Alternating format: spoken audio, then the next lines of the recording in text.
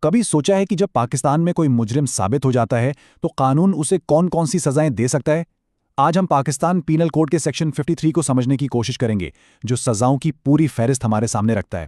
چلیں شروع کرتے ہیں۔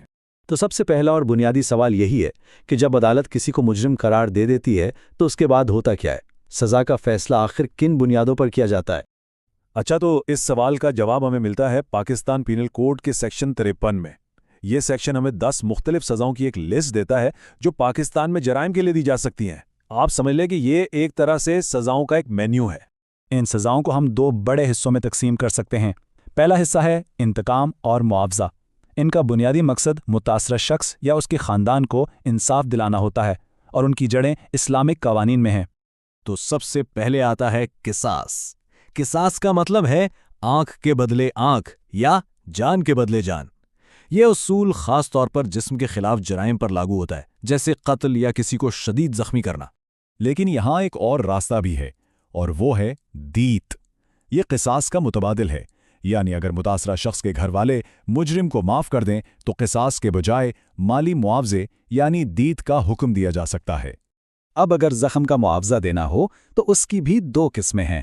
ایک ہے عرش، جو کسی خاص نقصان جیسے کہ کوئی ہاتھ یا پاؤں کاٹ دے تو اس کے لیے قانون میں ایک طے شدہ رقم ہوتی ہے۔ دوسری طرف ہے دمن۔ یہ تب لاگو ہوتا ہے جب نقصان تو ہوا ہو مگر اس کے لیے عرش میں کوئی رقم طے نہ ہو، تو پھر عدالت خود معاوضے کا تعین کرتی ہے۔ اور پھر آتی ہے تعزیر۔ یہ آپ کہہ لیں عدالت کا ایک طرح کا اختیاری ٹول ہے۔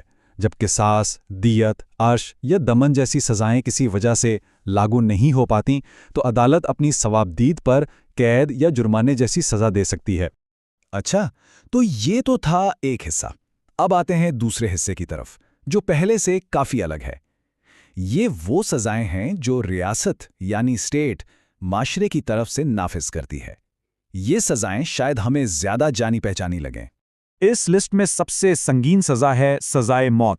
یہ صرف انتہائی گھناؤنے جرائم کے لیے ہی رکھی گئی ہے، جیسے کہ سیکشن 302 کے تحت قتل یا پھر سیکشن 121 کے تحت ریاست کے خلاف جنگ کرنا۔ اس کے بعد ہے عمر قید۔ یہاں ایک بہت اہم بات سمجھنے کی ہے کہ عمر قید کا مطلب مجرم کی باقی کی پوری زندگی جیل میں گزارنا ہے، نہ کہ کوئی 20 یا 25 سال۔ ہاں، اگر حکومت سزا میں کوئی کمی کر دے تو وہ الگ بات ہے۔ اب جو عام قید ہوتی ہے اس کی بھی دو قسمیں ہیں۔ ایک ہے قید بامشقت، جس میں مجرم سے سخت محنت مزدوری کروائی جاتی ہے، اور دوسری ہے قید سادہ، جس میں کوئی مشقت نہیں ہوتی۔ عدالت جرم کی نوعیت دیکھ کر فیصلہ کرتی ہے۔ ایک اور سزا جائیداد کی ضبطی بھی ہے۔ اس میں مجرم کی پراپرٹی ریاست اپنے قبضے میں لے لیتی ہے۔ یہ عام طور پر دہشت گردی یا ریاست کے خلاف جو سنگین جرائم ہوتے ہیں ان میں دی جاتی ہے۔ اور اس لسٹ کی آخری سزا ہے جرمانہ۔ یہ ایک مالی سزا ہے جو یا تو اکیلے بھی دی جا سکتی ہے یا پھر قید کی سزا کے ساتھ ساتھ بھی لگائی جا سکتی ہے۔ یہ کافی جرائم میں استعمال ہوتی ہے۔ تو جب ہم ان تمام سزاؤں کو ایک ساتھ دیکھتے ہیں تو کیا تصویر بنتی ہے؟